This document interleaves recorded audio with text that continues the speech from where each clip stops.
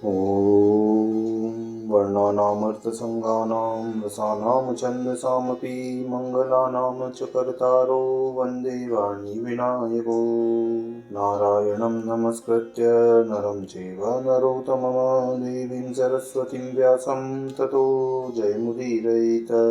गुरुर्ब्रह्मा गुरुर्विष्णु गुरुर्देवो महेश्वर गुरुर्साक्षात् परब्रह्म तस्मै श्रीगुरुवे नमः। अखण्डमण्डलाकारं व्याप्तं येन चराचरं तद्पददर्शितं येन तस्मै श्रीगुरुवे नमः। बोलिए सियावर रामचंद्र भगवान की जय, राधावर कृष्ण कन्हैया लाल भगवान की जय, शिव उमा महेश्वर भगवान की जय, गायत्री ब्रह्मदेव भगवान की जय, सद्गुरुदेव भगवान की जय, माता पिता गुरुदेव की जय, समस्त देवी देवतागण भगवान की जय, समस्त संतगण भगवान की जय, समस्त भक्तगण भगवान की जय। ओम नमः पार्वती पतये हर हर महादेव।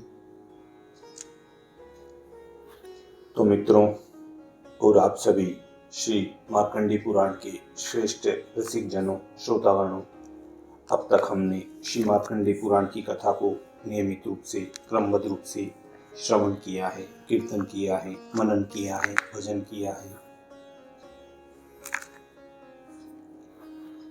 अब हम उसी क्रम में श्री मार्कंडी पुराण की कथा को 34वें अध्याय की ओर कथा को अग्रसर करते हैं। आप सभी श्रेष्ठ श्रोतागण रसिक जन भगवान श्री राधा वल्लभ कृष्ण कन्हैया लाल के श्री चरणों में दृढ़ भक्ति रखते हुए कथा का श्रवण करें, कीर्तन करें, मनन करें, भजन करें। बोलिए श्री राधा व कृष्ण कन्हैया लाल भगवान की जय।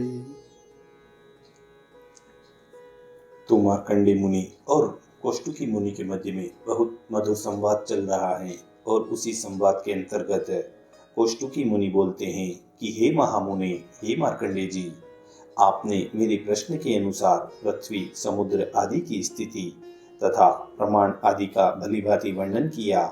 अब मैं मनवंतरों, उनके स्वामियों, देवताओं, ऋषियों तथा मनुपुत्रों का परिचय सुनना चाहता हूँ। तब मार्कंडे जी ने कहा, हे मुनिराज, मैंने तुम्हें स्वयंभू मनु मनवंतर की बातें तो बता दी, अब स्वरोचिष नामक दूसरे मनवंतर का वर्णन सुनो। वरुणा नदी के तट पर अरुणाश्चपद नामक नगर में एक श्रेष्ठ ब्राह्मण रहते थे। उनका रूप अश्विनी कुमारों के समान मनोहर था। वे स्वभाव से मृदु, सदाचारी तथा वेद वेदांगों के पारगामी थे। अतिथियों के प्रति उनका सदा ही प्रेम बना रहता था। रात को घर पर आए हुए अभ्यागतों को वे ठहरने के लिए स्थान देते और उनके भोजन आदि की भी व्यवस्था करते थे। उनके मन में प्राय यही विचार उठा करता था कि मैं रमणीय वन, उद्यान तथा भांति भांति के नगरों से सुशोभित संपूर्ण भूमंडल को घूम घूम कर देखूं। एक दिन उनके घर पर कोई अतिथि पधारे जो नाना प्रकार की औषधियों के प्रभाव को जानने वाले थे तथा मंत्र विद्या में प्रवीण थे। ब्राह्मण ने श्रद्धापूर्ण हृदय से अतिथि का स्वागत सत्कार किया। बातचीत के प्रसंग में अभ्यागत ने ब्राह्मण से अनेकों देशों, रमणीय नगरों, वनों, नदियों, पर्वतों और पुण्य तीर्थों की बातें बताई। यह सब सुनकर उन ब्राह्मण को बड़ा विस्मय हुआ। वे बोले कि हे विप्रवर, आपने अनेक देश देखने के कारण बहुत परिश्रम उठाया है, तो भी न तो आप अत्यंत बूढ़े हुए हैं और न ही जवानी ने आपका साथ छोड़ा है। थोड़े ही समय में आप सारी पृथ्वी पर कैसे भ्रमण कर लेते हैं। तब उन आगंतुक ब्राह्मण ने कहा कि हे ब्राह्मण, मंत्र और औषधियों के प्रभाव से मेरी गति कहीं भी नहीं रुकती। मैं आधे दिन में 1000 योजन चलता हूँ। आगंतुक ब्राह्मण बड़े विद्वान थे, अतः ग्रस्त ब्राह्मण को उनकी बातों पर पूर्ण विश्वास हो गया और वे बड़े आदर के साथ बोले कि हे भगवान, मुझ पर भी कृपा कीजिए और अपने मंत्र का प्रभाव दिखलाइए। इस पृथ्वी को देखने की मेरी भी बड़ी इच्छा है। यह सुनकर उदारचित आगंतुक ब्राह्मण ने उन्हें पैर में लगाने के लिए एक लेप दिया और वे जिस दिशा को जाना चाहते थे उसे अपने मंत्र से अभिमंत्रित किया। वह लेप अपने पैरों में लगाकर वह ब्राह्मण देवता अनेकों झरनों से सुशोभित हिमालय पर्वत को देखने के लिए गए। उन्होंने सोचा था कि मैं आधे दिन में 1000 योजन दूर जाऊंगा और शेष आधे दिन में पुनः घर लौट आऊंगा। वे हिमालय के शिखर पर पहुंच तो गए, किंतु शरीर में अधिक थकावट नहीं हुई। उन्होंने वहां की पर्वतीय भूमि पर पैदल ही विचरना आरंभ किया। बर्फ पर चलने के कारण उनके पैरों में लगा हुआ दिव्य औषधि का लेप धुल गया। इससे उनकी तीव्र गति कुंठित हो गई। अब वे इधर उधर घूमकर हिमालय के अत्यंत मनोहर शिखरों का अवलोकन करने लगे। वहां सिद्ध और गंधर्व रहते थे, किन्नरगण विहार करते थे तथा इधर उधर देवता आदि के क्रीड़ा विहार से वहां रमणीयता बहुत बढ़ गई थी। सैकड़ों दिव्य अप्सराओं से भरे हुए वहां के मनोहर शिखरों का दर्शन करने से ब्राह्मण देवताओं को तृप्ति नहीं हुई। उनके शरीर में रोमांच सा हो आया। फिर दूसरे दिन आने का विचार करके जब वे घर जाने को उद्यत हुए तो उन्हें अपने पैरों की गति कुंठित जान पड़ी। वे सोचने लगे, अहो, यहाँ बर्फ के पानी से मेरे पैरों का लेप धुल गया है। इधर यह पर्वत अत्यंत दुर्गम है और अपने घर से बहुत दूर चला आया हूँ। अब तो घर पर न पहुँच सकने के कारण मेरे अग्निहोत्र आदि नित्य कर्म की हानि होना चाहती है। यहाँ रहकर वह सब कैसे करूँगा? यह तो मेरे ऊपर बहुत बड़ा संकट आ रहा है। इस अवस्था में यदि मुझे किन्हीं तपस्वी महात्मा का दर्शन हो जाता तो घर पहुंचने के लिए मुझे कोई उपाय बतलाते। इस प्रकार विचार करते हुए ब्राह्मण देवता हिमालय पर विचरने लगे। चरणों की औषधि जनित शक्ति नष्ट हो जाने के कारण उन्हें बड़ी चिंता हो रही थी। इस प्रकार वहां घूमते हुए ब्राह्मण पर एक श्रेष्ठ अप्सरा की दृष्टि पड़ गई, जो अपने मनोहर रूप के कारण बड़ी शोभा पा रही थी। उसका नाम विरुथिनी था। उन्हें देखते ही विरुथिनी कामदेव के वशीभूत हो गई। उन श्रेष्ठ ब्राह्मण के प्रति तत्काल उसका प्रेम हो गया। वह सोचने लगी, ये कौन है? इनका रूप तो बड़ा ही मनोहर है। यदि ये मुझे ठुकरा न दे तो मेरा जन्म सफल हो जाए। मैंने बहुत से देवता, दैत्य, सिद्ध, गंधर्व और नागों को देखा है, किंतु एक भी इन महात्मा के समान रूपमान नहीं है। जिस प्रकार इनमें मेरा अनुराग हो गया है, उसी प्रकार यदि ये भी मुझसे अनुरक्त हो जाएं, तो मेरा काम बन जाए। फिर तो मैं यह समझूंगी कि मैंने बहुत बड़े पुण्य का उपार्जन किया है। इस प्रकार चिंता करती हुई वह दिव्य अप्सरा, दिव्य लोक की सुंदरी, कामदेव से व्याकुल होकर अत्यंत मनोहर रूप धारण किए हुए उनके सामने उपस्थित हुई। सुंदर रूप वाली वरुथिनी को देखकर ब्राह्मण कुमार स्वागत पूर्वक उसके पास गए और इस प्रकार बोले, नूतन कमल के समान कांति वाली हे सुंदरी, तुम कौन हो? किसकी कन्या हो और यहाँ क्या करती हो? मैं ब्राह्मण हूँ और अरुणास्पद नगर से यहाँ पर आया हूँ। मेरे पैरों में दिव्य लेप लगा हुआ था, जो बर्फ के जल से धुल गया है। इसीलिए मैं दूरगमन की शक्ति से रहित होने के कारण यहाँ आ गया हूँ। तब वरुथिनी बोली कि हे ब्राह्मण, मैं अप्सरा हूँ, मेरा नाम वरुथिनी है। मैं इस रमणीक पर्वत पर ही सदा विचरण करती हूँ। आज आपके दर्शन से कामदेव के वशीभूत हो गई हूँ। बताइए, मैं आपकी किस आज्ञा का पालन करूँ? इस समय सर्वथा आपके अधीन हूँ। तब उन ब्राह्मण ने कहा, हे कल्याणी, मैं जिस उपाय से अपने घर पर जा सकूं और मेरे समस्त नित्य कर्मों की हानि न हो, वही मुझे बताओ। तब उनने कहा कि हे भद्रे, नित्य नैमित्तिक कर्मों का छूटना ब्राह्मण के लिए बहुत बड़ी हानि है। अतः इससे बचने के लिए तुम हिमालय से मेरा उद्धार करो। ब्राह्मणों का परदेश में रहना कदापि उचित नहीं है। देश देखने की उत्कंठा ने ही मुझे यह अपराध कराया है। श्रेष्ठ ब्राह्मण अपने घर में मौजूद रहे, तभी उसके समस्त कर्मों की सिद्धि होती है, और जो इस प्रकार प्रवास करता है उसके नित्य नैमित्तिक कर्मों की हानि ही होती है। अतः हे यशस्विनी, हे सुंदरी, अब अधिक कहने की आवश्यकता नहीं। तुम ऐसी कुछ चेष्टा करो जिससे मैं सूर्योदय से पहले ही अपने घर पर पहुंच जाऊं। तब वह अप्सरा वरुथनी बोली कि हे महाभाग, ऐसा न कहिए। ऐसा दिन कभी न आए जबकि आप मुझे छोड़कर अपने घर को चले जाएं। हे ब्राह्मण कुमार, यहाँ से अधिक रमणीय स्वर्ग भी नहीं है, इसलिए हम लोग स्वर्ग लोक को छोड़कर यहीं रहा करते हैं। आपने मेरे मन को हर लिया है। मैं कामदेव के वश में हूँ। आपको सुंदर हार, वस्त्र, आभूषण पक्ष भोजन तथा अंगराग आदि सभी भोग सामग्री दूंगी। आप यहीं रहिए। यहाँ रहने से आपके शरीर में कभी बुढ़ापा नहीं आएगा, क्योंकि यह देवताओं की भूमि है। यह यौवन की पुष्टि करने वाली है। यूं कहकर वह कमलिनी अप्सरा बावली सी हो गई और मुझ पर कृपा कीजिए ऐसा मधुर वाणी में कहती हुई सहसा अनुराग पूर्वक उन ब्राह्मण कुमार का आलिंगन करने लगी। तब उन ब्राह्मण ने कहा, अरे हो दुष्टे, मेरे शरीर का स्पर्श न कर। जो तेरे ही जैसा हो वैसे किसी अन्य पुरुष के पास चली जा। मैं तो किसी और भाव से प्रार्थना करता हूँ और तुम और ही किसी भाव से मेरे पास आती है। ग्रहपत्य आदि तीनों अग्नियां ही मेरे आराध्य देव हैं। अग्निशाला ही मेरे लिए रमणीय स्थान है तथा कुशासन से सुशोभित ही वेदी ही मेरी प्रिया है। हे वरुथिनी, यदि ब्राह्मण भोग के लिए चेष्टा करे तो उसकी वह चेष्टा अच्छी नहीं मानी जाती, परंतु यदि वह नित्य नैमित्तिक कर्मों के पालन के लिए चेष्टा करता है तो वह इहलोक में कलेश युक्त जान पड़ने पर भी परलोक में उत्तम फल देने वाली होती है। तब वरुथनी बोली, हे ब्राह्मण, मैं वेदना से मर रही हूँ। मेरी रक्षा करने से आपको परलोक में पुण्य का ही फल मिलेगा और दूसरे जन्म में भी अनेकानेक भोग प्राप्त होंगे। इस प्रकार मेरा मनोरथ पूर्ण करने से लोक परलोक दोनों ही सदते हैं। दोनों ही आपको लाभ पहुंचाने में सहायक होते हैं। यदि आप मेरी प्रार्थना ठुकरा देंगे तो मेरी मृत्यु होगी और आपको भी पाप लगेगा। तब उन ब्राह्मण कुमार ने कहा कि हे वरुथिनी, मेरे गुरुजनों ने उपदेश दिया है कि पराई स्त्री की अभिलाषा कदापि न करे, अतः मैं तुझे नहीं चाहता। भले ही तुम बिलखाया करे अथवा सूख कर दुबली ही पड़ जाए। तब मार्कंडेय जी उन कोष्टुकु जी से कहते हैं कि यूं कहकर उन महाभाग ब्राह्मण ने पवित्र होकर जल का आचमन किया और ग्रहपत्य अग्नि को प्रणाम करके मन ही मन कहा कि भगवान हे अग्निदेव, आप ही सब कर्मों की सिद्धि के कारण हैं।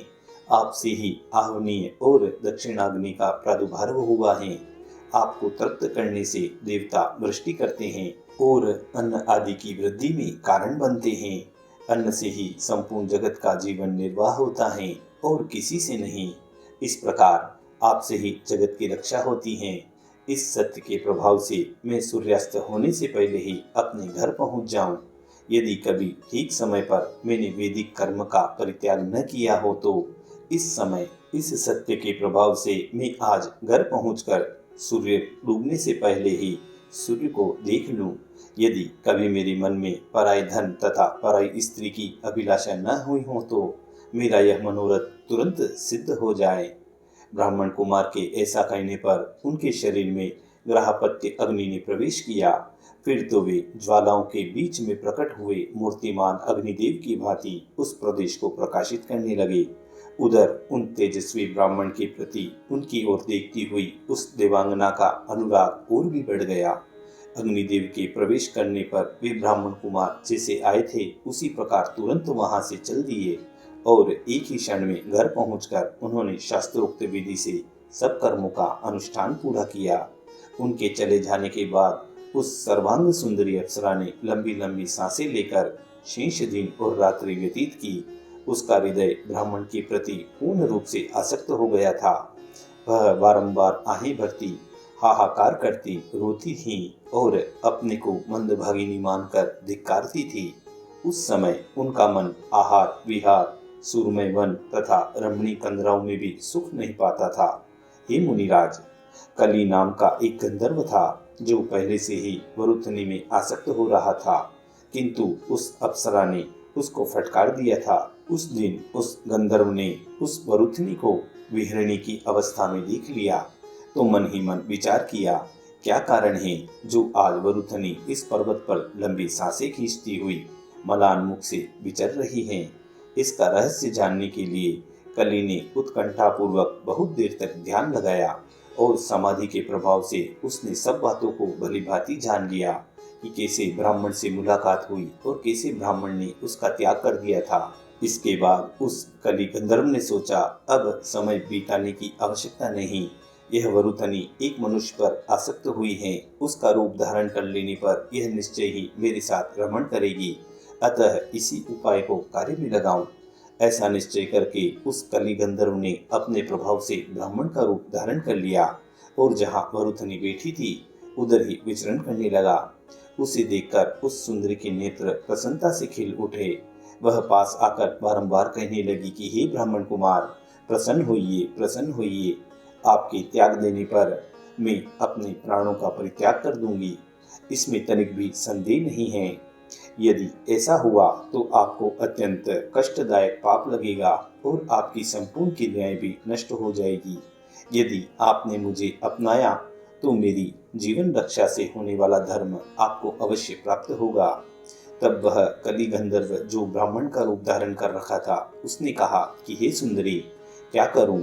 एक ओर तो मेरी धार्मिक क्रिया नष्ट हो रही है और दूसरी ओर तुम प्राण देने की बात करती हो। इससे मैं संकट में पड़ गया हूँ। अच्छा, इस समय मैं तुमसे जैसा कहूँ वैसा ही करने के लिए तुम तैयार रहो तो तुम्हारे साथ मेरा समागम हो सकता है, अन्यथा नहीं। तब वरुथनी ने कहा कि हे ब्राह्मण, प्रसन्न हो जाइए, आप जो कहेंगे वही मैं करूंगी। इस समय आपकी प्रत्येक आज्ञा का पालन करना मेरा कर्तव्य है।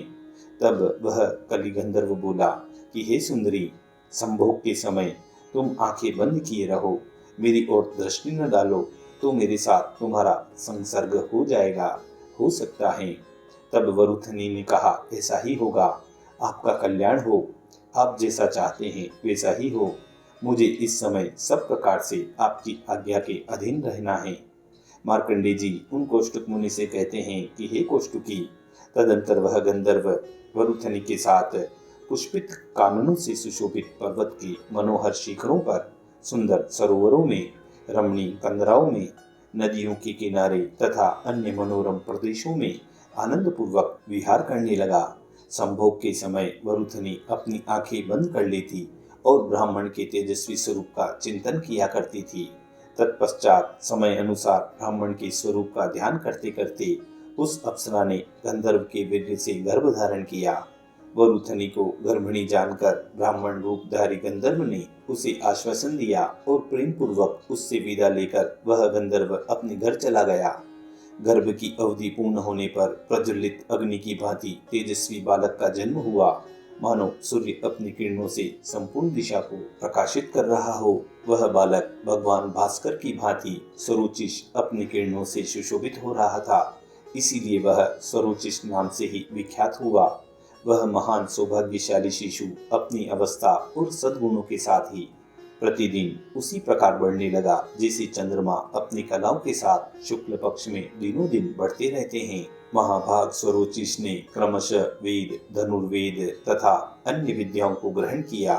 धीरे धीरे उसकी तरुण अवस्था आ गई। एक दिन वह मंदराचल पर्वत पर विचर रहा था। इतने में ही उसकी दृष्टि एक सुंदरी कन्या पर पड़ी जो भय से व्याकुल हो रही थी। कन्या ने भी उस कुमार को देखा और घबराकर कहा, मेरी रक्षा करो, रक्षा करो। उसके नेत्र भय से कातर हो रहे थे। स्वरोचिष ने आश्वासन देते हुए कहा, डरो मत, बताओ क्या बातें हैं। विरोचित वाणी में उससे इस प्रकार पूछने पर उस कन्या ने बारंबार लंबी सांसें खींचते हुए अपना सारा हाल कह सुनाया। कन्या बोली, हे वीरवर, मैं इंद्युराक्ष नामक विद्याधर की पुत्री हूँ। मेरा नाम मनोरमा है। मरुधन्वा की पुत्री मेरी माता है। मंदार विद्याधर की कन्या विभावरी मेरी एक सखी है और पार मुनि की पुत्री कलावती मेरी दूसरी सखी है। एक दिन मैं उन दोनों के साथ परम उत्तम कैलाश पर्वत के तट पर गई। वहां मुझे एक मुनि दिखाई दिए जिनका शरीर तपस्या के कारण अत्यंत दुर्बल हो रहा था। भूख से उनका कंठ सूख गया था, शरीर में कांति का अभाव था और आंखों की पुतली भीतर धसी हुई थी। यह देखकर मैंने उनका उपहास किया। इससे कुपित होकर उन्होंने मुझे शाप देते हुए कहा कि अरे हो नीच, अरे हो दुष्ट, तूने मेरी हंसी उड़ाई है, इसीलिए शीघ्र ही एक राक्षस तुम पर आक्रमण करेगा। इस प्रकार शाप देने पर मेरी सखियों ने मुनि को बहुत फटकारा और कहा, तुम्हारी ब्राह्मणता को धिक्कार है। तुम में क्षमा न होने के कारण तुम्हारी की हुई सारी तपस्या व्यर्थ है। जान पड़ता है तुम क्रोध से ही अत्यंत दुर्बल हो रहे हो, तपस्या से नहीं। ब्राह्मण का स्वभाव तो क्षमाशील होता है, क्रोध को काबू में रखना ही तपस्या है। सखियों की ये बातें सुनकर उन अमित तेजस्वी साधु ने उन दोनों को भी शाप दिया। एक के सब अंगों में कोढ़ हो जाएगा और दूसरी क्षय रोग से ग्रस्त होगी। मुनि की बात सच हुई। मेरी सखियों को तत्काल वैसा ही रोग हो गया। इसी प्रकार मेरे पीछे पीछे एक महान राक्षस दौड़ा चला आ रहा है। वह पास ही तो गरज रहा है। क्या आपको उसकी भयंकर आवाज नहीं सुनाई देती? आज तीसरा दिन बीत रहा है, किंतु वह मेरा पीछा नहीं छोड़ता। हे महामते, हे कुमार, मैं संपूर्ण अस्त्र शस्त्रों का हृदय रहस्य जानती हूँ और वह सब आपको दिए देती हूँ। आप इस राक्षस से मेरी रक्षा कीजिए। पिनाकधारी रुद्र ने पहले यह रहस्य स्वयंभू मनु को दिया था। मनु ने वशिष्ठ जी को, वशिष्ठ जी ने मेरे नाना को और नाना ने दहेज के रूप में मेरे पिताजी को दिया था। मैंने बाल्यावस्था में अपने पिता से ही इसकी शिक्षा पाई थी। यह संपूर्ण अस्त्रों का हृदय है जो समस्त शत्रुओं का संहार करने वाला है। आप इसे शीघ्र ही ग्रहण करें और ब्राह्मण के शाप से प्रेरित होकर आए हुए इस दुरात्मा राक्षस को मार डालें। तब मार्कंडेय जी उन कौष्टुकी जी से कहते हैं कि स्वरोचिष ने बहुत अच्छा कहकर मनोरमा की प्रार्थना स्वीकार कर ली। फिर मनोरमा ने आचमन करके रहस्य एवं उपसंहार विधि के सहित वह संपूर्ण अस्त्रों का हृदय उन्हें दे दिया। इसी बीच में भयानक आकार वाला वह राक्षस जोर जोर से गर्जना करता हुआ शीघ्रता पूर्वक वहां आ पहुंचा। आते ही उसने मनोरमा को पकड़ लिया। वह बेचारी बचाओ बचाओ करती हुई करुणामयी वाणी में विलाप करने लगी। तब स्वरोचिष को बड़ा क्रोध हुआ और उसने अत्यंत भयंकर प्रचंड अस्त्र हाथ में लिया और उसे धनुष पर चढ़ाकर एकटक नेत्रों से राक्षस की ओर देखा। यह देखकर वह निशाचर भय से व्याकुल हो उठा और मनोरमा को छोड़कर विनीत भाव से कहने लगा, हे वीरवर, मुझ पर प्रसन्न होइए, इस अस्त्र को शांत कीजिए और मेरी बात सुनिए। आज आपने परम बुद्धिमान ब्रह्म मित्र के दिए हुए अत्यंत भयंकर शाप से मेरा उद्धार कर दिया। हे महाभाग, आपसे बढ़कर दूसरा कोई मेरा उपकारी नहीं है। स्वरोचिष ने पूछा कि महात्मा ब्रह्ममित्र मुनि ने तुम्हें किस कारण से और कैसा शाप दिया था? तब वह राक्षस बोला, ब्रह्ममित्र मुनि 8 अंगों से युक्त आयुर्वेद के ज्ञाता हैं। उन्होंने अथर्ववेद के 13वें अधिकार तक का ज्ञान प्राप्त किया है। मैं इस मनोरमा का पिता और खड्गधारी विद्याधर राज नल भाग का पुत्र इंदिवराक्ष हूँ। पूर्व काल में एक दिन मैंने ब्रह्ममित्र मुनि के पास जाकर प्रार्थना की, हे भगवान, मुझे संपूर्ण आयुर्वेद शास्त्र का ज्ञान प्रदान कीजिए। अनेकों बार विनीत भाव से प्रार्थना करने पर भी जब उन्होंने मुझे आयुर्वेद की शिक्षा नहीं दी, तब मैंने दूसरे उपाय का अवलंबन किया। जिस समय वे दूसरे विद्यार्थियों को आयुर्वेद पढ़ाते थे, उस समय मैं भी अदृश्य रहकर वह विद्या सीखा करता था। जब शिक्षा पूरी हो गई, तब मुझे बड़ा हर्ष हुआ और मैं बार बार हंसने लगा। हंसने की आवाज सुनकर मुनि मुझे पहचान गए और क्रोध से गर्दन हिलाते हुए कठोर वचनों में बोले, खोटी बुद्धि वाले हे विद्याधर, तूने राक्षस की भांति अदृश्य होकर मुझसे विद्या का अपहरण किया है और मेरी अवहेलना करके हंसी उड़ाई है। इसीलिए मेरे शाप से तू राक्षस हो जा। उनके यूं कहने पर मैंने प्रणाम आदि के द्वारा उन्हें प्रसन्न किया। तब वे कोमल हृदय वाले ब्राह्मण मुझसे इस प्रकार बोले कि हे विद्याधर, मैंने जो बात कही है वह अवश्य होगी, टल नहीं सकती, किंतु तुम राक्षस होकर पुनः अपने स्वरूप को प्राप्त कर लोगे। निशाचर अवस्था में स्मरण शक्ति के नष्ट हो जाने पर क्रोध के वशीभूत होकर जब तुम अपनी ही संतान को खा डालने की इच्छा करोगे, उस समय प्रचंड अस्त्र के तेज से संतप्त होने पर तुम्हें फिर से चेत हो जाएगा और पूर्ववत अपने शरीर को धारण करके गंधर्वलोक में निवास करोगे। हे महाभाग, हे कुमार, मैं वही हूँ। आपने महान भयदायी राक्षस देह से मेरा उद्धार किया है, अतः मेरी एक प्रार्थना स्वीकार कीजिए। मैं अपनी पुत्री मनोरमा को आपकी सेवा में दे रहा हूँ, इसे पत्नी रूप में ग्रहण करें। हे महामते, ब्रह्ममित्र मुनि से संपूर्ण अष्टांग आयुर्वेद का जो मैंने अध्ययन किया है वह सब आपको मैं देता हूँ, इसे स्वीकार करें। तब मार्कंडेय जी कहते हैं, यूं कहकर विद्याधर ने अपने पूर्व रूप को धारण कर लिया। दिव्य वस्त्र, दिव्य माला और दिव्य आभूषण उसकी शोभा बढ़ाने लगे। फिर उसने स्वरोचिष को आयुर्वेद विद्या प्रदान की और उसकी सेवा में अपनी कन्या भी सौंप दी। तदंतर स्वरोचिष ने पिता द्वारा दी हुई मनोरमा के साथ विधि पूर्वक विवाह किया। इसके बाद इंदिवराक्ष पुत्री को सांत्वना देकर दिव्य गति से अपने लोक को चला गया। फिर स्वरोचिष अपनी सुंदरी पत्नी के साथ उस उद्यान में गया जहाँ उसकी दोनों सखियां मुनि के शापवश रोग से व्याकुल थी। अब वह आयुर्वेद के तत्वों का ज्ञाता हो चुका था, अतः रोगनाशक औषध को और रसों का प्रयोग करके उसने उन दोनों का रोग मुक्त कर दिया। व्याधि से छुटकारा पाने पर वे दोनों सुंदरी कन्याएं अपने शरीर की दिव्य कांति से हिमालय पर्वत के उस रम्य प्रदेश को भी प्रकाशित करने लगी। इस प्रकार रोग मुक्त हुई कन्याओं में से एक ने स्वरोचिष से प्रसन्नता पूर्वक कहा कि हे प्रभु, मेरी बात सुनिए। मैं मंदार विद्याधर की पुत्री हूँ। मेरा नाम विभावरी है। हे उपकारी पुरुष, मैं अपने को आपकी सेवा में दे रही हूँ। आप मुझे स्वीकार कीजिए। साथ ही आपको एक ऐसी विद्या दूंगी जिससे सब जीवों की बोली आपकी समझ में आने लगेगी। अतः आप मुझ पर कृपा करें। धर्मज्ञ स्वरोचिष ने एवं अस्तु कहकर उसकी भी प्रार्थना स्वीकार कर ली। तब दूसरी कन्या भी इस प्रकार बोलने लगी कि हे आर्य, वेद वेदांगों के पारंगत विद्वान ब्रह्म ऋषि पार मेरे पिता हैं। कुमारावस्था में ही ब्रह्मचर्य का पालन करने के कारण उन्होंने विवाह नहीं किया था। एक बार पुंजिक स्थला नामक अप्सरा से उनका संपर्क हो गया। इससे मेरा जन्म हुआ। मेरी माता इस निर्जन वन में मुझे धरती पर सुलाकर अकेली छोड़कर चली गई। फिर एक महात्मा गंधर्व ने मुझे ले लिया और स्नेहपूर्वक लालन पालन किया। एक बार देवशत्रु अली ने मेरे पालक पिता से मुझे मांगा, किंतु उन्होंने देने से इनकार कर दिया। तब उस राक्षस ने सोए हुए मेरे पिता को मार डाला। इस दुर्घटना से मुझे बड़ा दुख हुआ और मैं आत्महत्या करने को तैयार हो गई। उस समय भगवान शंकर की धर्मपत्नी सत्यवादिनी सती देवी ने मुझे ऐसा करने से रोक दिया और कहा कि हे सुंदरी, तू शोक मत कर। महाभाग स्वरोचिष तेरे पति होंगे। उनका पुत्र मनु होगा। सब प्रकार की निधियां आदर पूर्वक तेरी आज्ञा का पालन करेगी और तुझे इच्छा अनुसार धन देगी। हे वत्से, जिस विद्या के प्रभाव से तुझे वे निधियां प्राप्त होगी उसे तू मुझसे ग्रहण कर ले।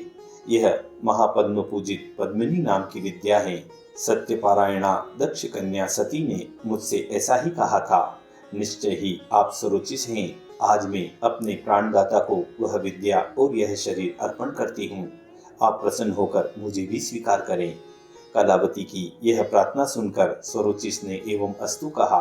विभावरी और कलावती की स्नेहपूर्ण दृष्टि से विवाह का अनुमोदन पाकर उन्होंने उन दोनों का पानी ग्रहण किया।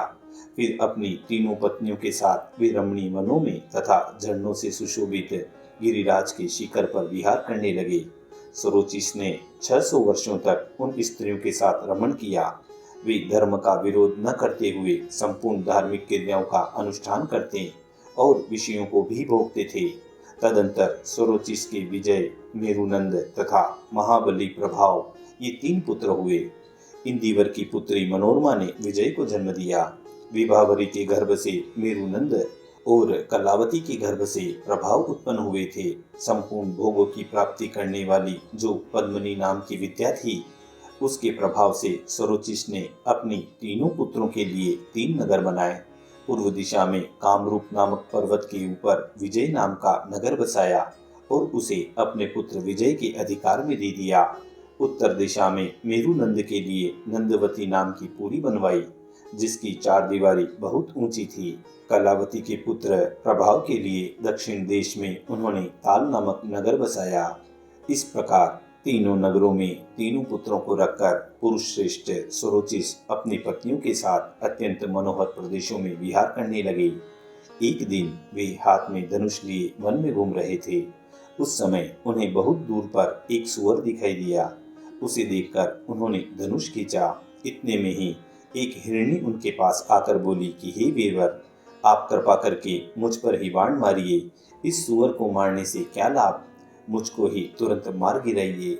आपका चलाया हुआ बाण मुझे समस्त दुखों से मुक्त कर देगा। तब स्वरोचिष ने कहा कि मुझे तेरे शरीर में कोई रोग नहीं दिखाई देता, फिर क्या कारण है कि तू अपने प्राणों को त्यागना चाहती है।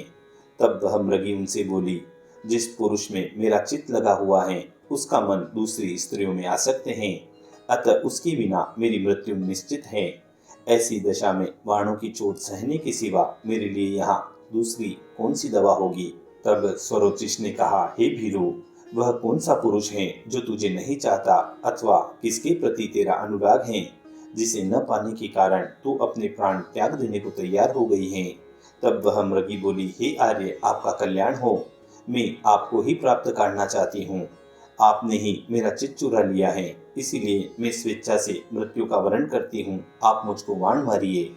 तब स्वरोचिष ने कहा कि हे देवी, हे मृगी, तू चंचल कटाक्ष वाली मृगी है और मैं मनुष्य रूपधारी जीव हूँ।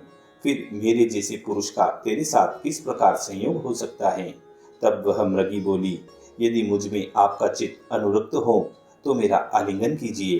यदि आपका हृदय शुद्ध होता हो तो मैं आपकी इच्छा के अनुसार कार्य करूंगी, और इतने से ही मैं यह समझूंगी कि आपने मेरा बड़ा आदर किया।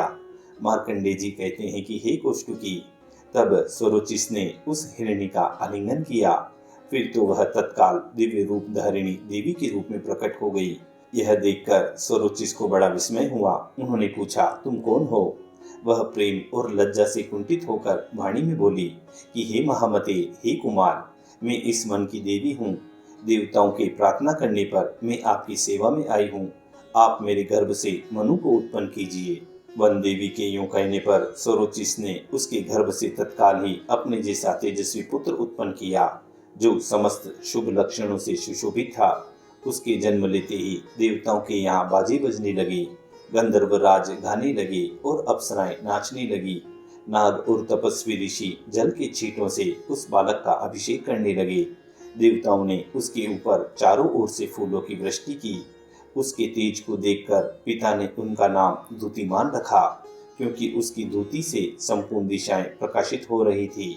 वह महान, बलवान और अत्यंत पराक्रमी था। स्वरोचिष का पुत्र होने के कारण स्वरोचिष के नाम से उसकी प्रसिद्धि हुई। तदंतर स्वरोचिष अपनी स्त्रियों को साथ लेकर तपस्या करने के लिए दूसरे तपोवन में चले गए।